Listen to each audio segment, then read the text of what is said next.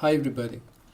The second feature of the controlled polymerization that we are going to discuss about is the degree of polymerization.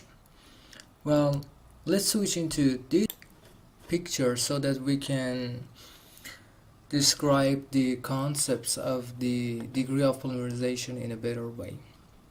Well, first of all, I have to have a look at this diagram, and I see here that the m sub n, and I have the conversion here. What is this m sub n? This is the number averaged molecular weight of the polymer chains that are formed. So we are going to draw the number averaged molecular weight of our polymer chains with respect to the conversion. And what is this conversion? Well, just have a look at this sample. You see that we have 16 monomers in our sample. Imagine that if we have 4 initiators in this sample and they start to propagate all at the same time, you see that the first initiator will connect at the first time to the first monomer, and then they will propagate to the second monomer. It happens also for the second initiator, for the third one, and for the fourth one. Well, I want to see how the number of the monomers and the molecules have changed in my system. At the beginning, I had 16 monomers. Okay.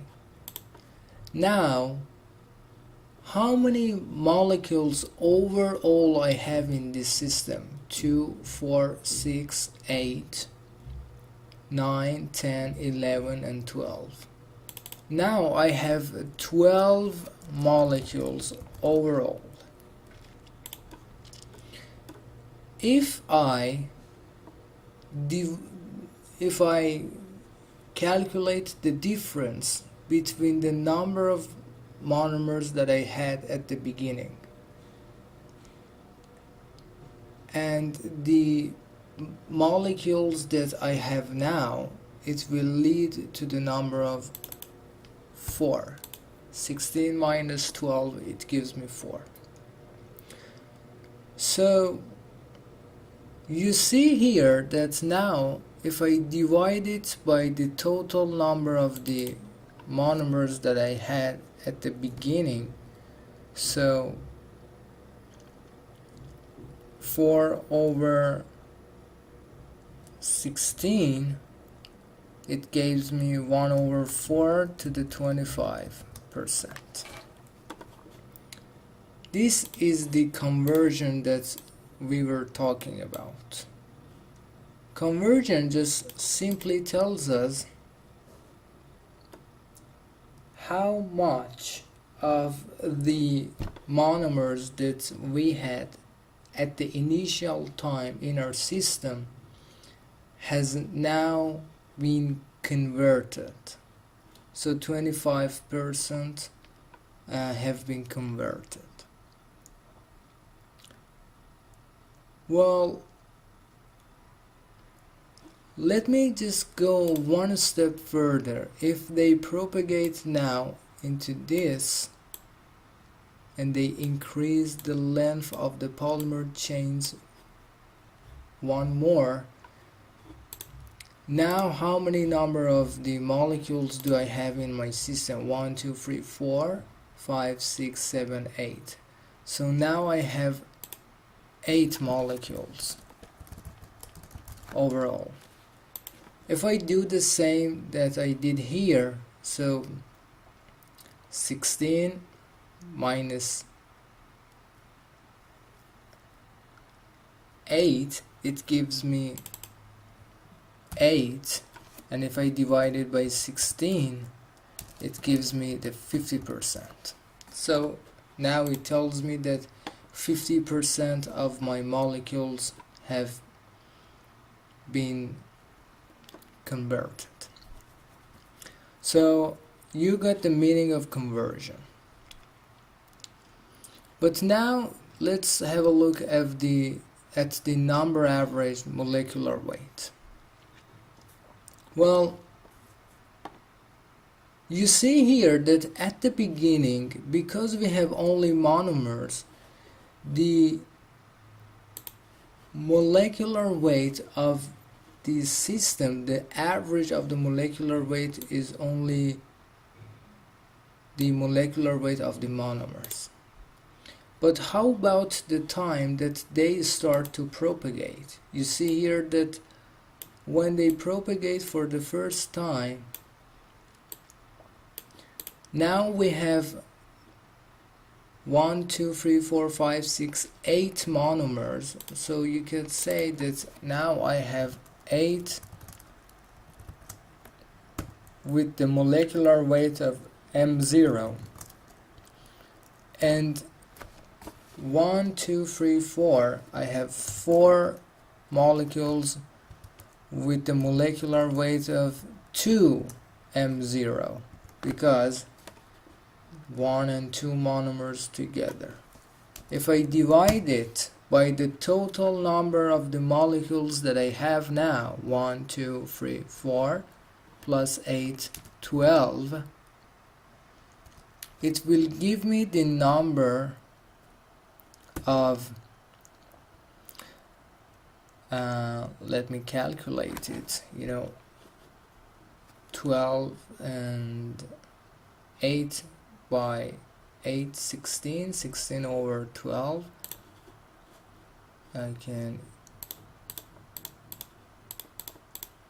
It gives me 1.3. So the molecular weight of the average of the molecular weight of this system is now 1.3 times more than the M0. What if I go one step further? If I connect all these together, what will happen now? You see, in this situation, and now I have 1, 2, 3, 4 molecules with the, let's say this way, we have 4 molecules with the molecular weight of M0 plus 1, 2, 3, 4 molecules with the molecular weight of 3 M0.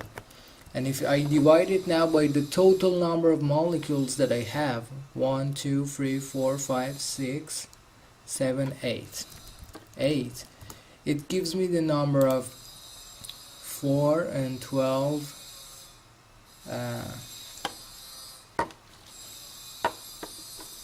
16, and 16 divided by 8, it's 2. So you can say now that for this condition, the amount of the increase in the polymer chains of all the molecules that you have here has led to the number average of 2 M0 molecular weight. Sorry, I forgot the 0 here and the 0 here. So let's compare these together.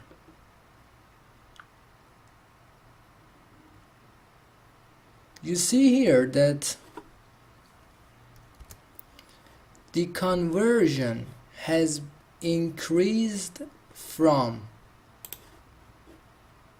let me show you now, 25% to 50%. So we have the conversion of 25%.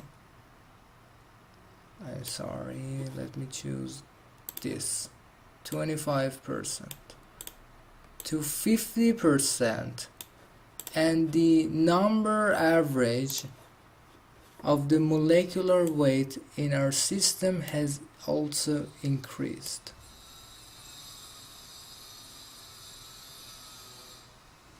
And you can calculate the slope of this system. Well,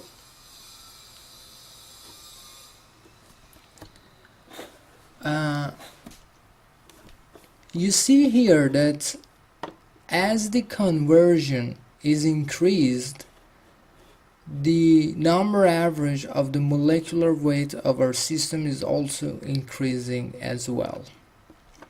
So it says that the degree of polymerization is increasing. You know, the degree of polymerization just tells us how many monomers overall in the system have propagated in each polymer chains.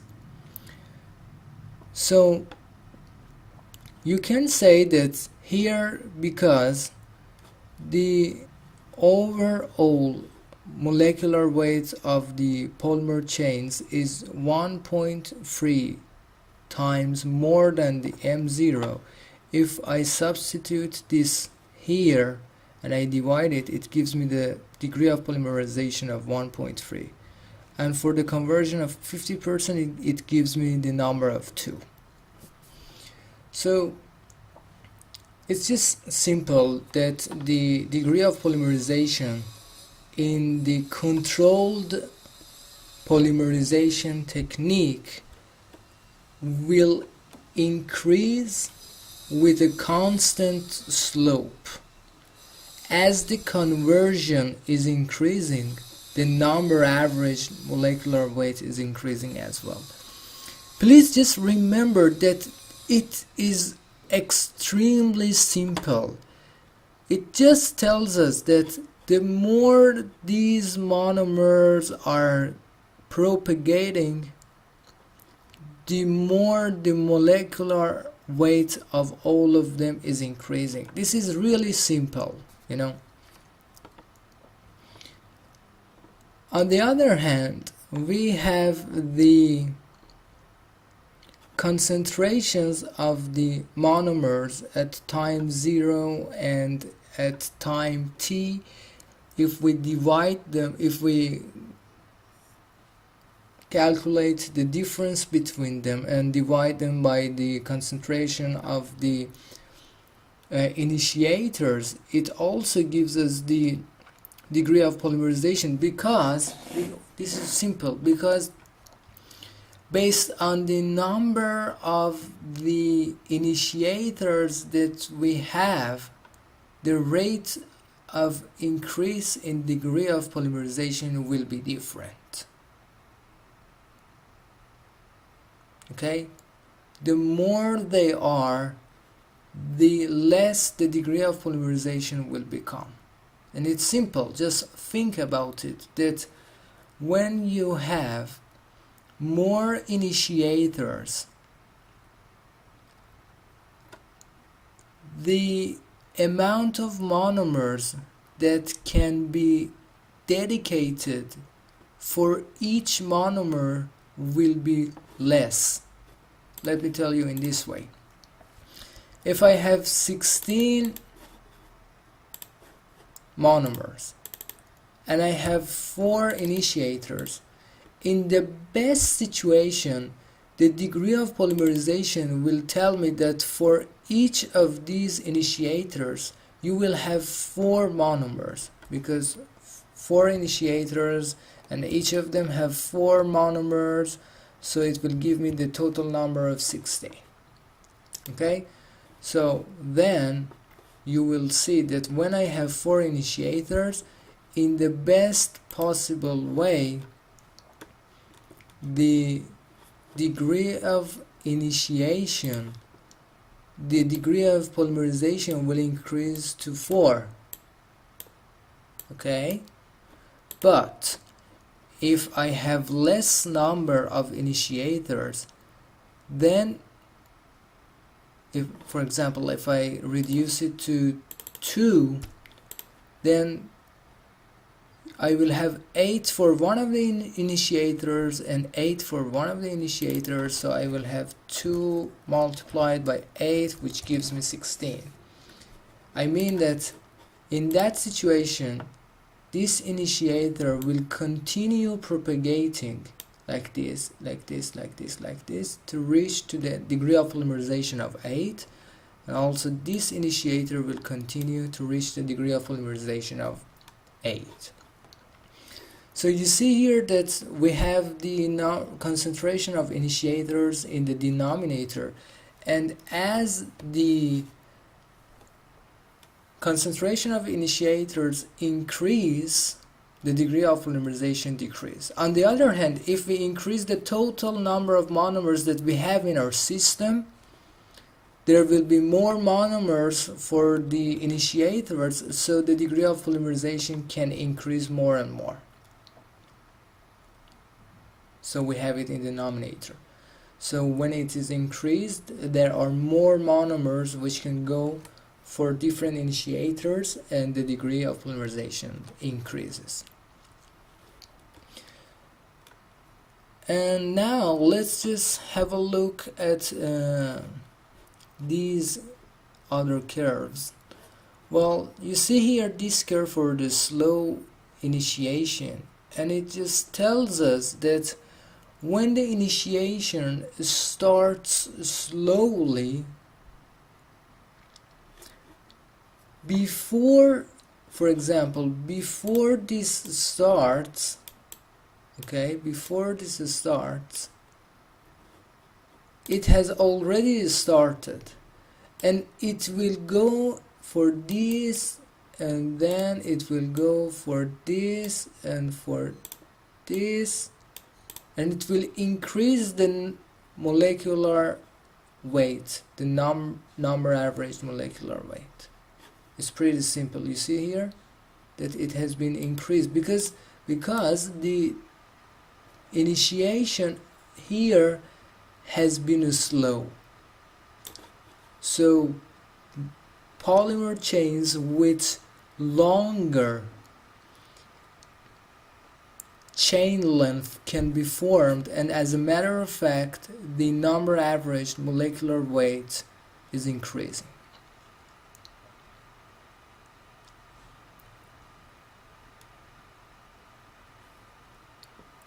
Here we have the coupling and the transfer that we're not going to cover now, because you should be a little bit aware of the concepts of the living polymerization, you know, the chain transfer agent. So we haven't provided the background yet, but maybe or later we will get back to them. So it was all about the living polymerization. You know, we just mentioned about the kinetics and also about the degree of polymerization. And in the next videos we will introduce 3 different polymerization techniques, 3 different living and controlled polymerization techniques, as the raft, you know, reversible addition, fragmentation, chain transfer, and the ROP, the ring opening polymerization, and also the ATRP, atom transfer polymerization. Okay, I see that I have already talked about 19 minutes. I know that within these videos the length of the videos are getting longer and longer, but because I don't want you to use the M word, I mean the memorization, I want you to use the F word, the fact. I want you to understand exactly what is happening, because these are different from the time that we were describing the biobarriers or the imaging techniques. Now these slides need to deal with facts and logic more compared to the time that we had described before about the imaging techniques and biobarriers and etc. But anyway, we will continue with other polymerization techniques.